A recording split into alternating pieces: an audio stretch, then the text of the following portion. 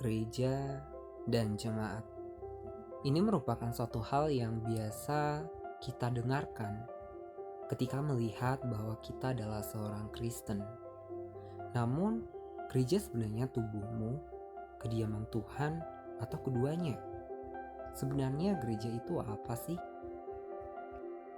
Banyak orang Kristen tahu bahwa tubuhmu adalah bait Allah, merupakan suatu penjabaran pribadi kita yang merupakan gereja. Jadi, apakah kita tidak perlu pergi ke gereja? Karena pada dasarnya kita bisa beribadah di rumah, di sekolah, tempat nongkrong, bahkan lewat handphone kita, asalkan kita percaya atau sudah mendengar lantunan lagu rohani atau sudah membaca ayat Alkitab. Ya, kita bisa beribadah dimanapun, karena Tuhan juga pasti menginginkan kita untuk selalu percaya dan beribadah kepada Dia dalam setiap aktivitas hidup kita.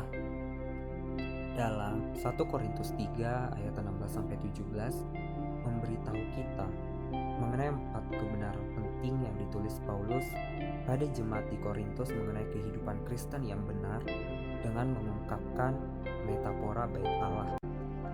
Yang pertama, kamu adalah bait Allah, merujuk pada kumpulan orang percaya atau seluruh jemaat, bukan perseorangan atau personal, meskipun beberapa orang menganggap demikian. Yang kedua, bait Allah harus dipelihara, tidak boleh dirusak oleh ajaran salah akan firman yang sesat oleh pengajar, sebab memelihara bait Allah berkaitan akan suatu pembangunan rohani melalui pengajaran firman tersebut.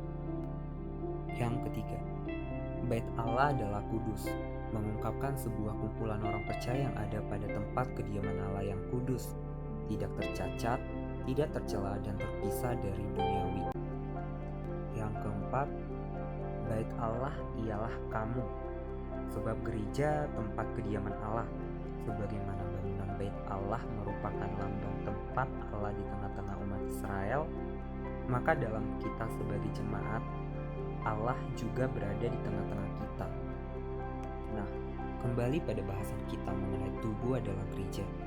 Apakah kamu sedang bersekutu atau bergumul ketika anggapanmu gereja adalah tubuh dan kita bisa melakukannya di mana saja? Khususnya ketika kamu bermain dengan temanmu, menikmati jalan perkotaan yang indah, bahkan melihat gedung-gedung yang tinggi yang baru pertama kali kamu lihat.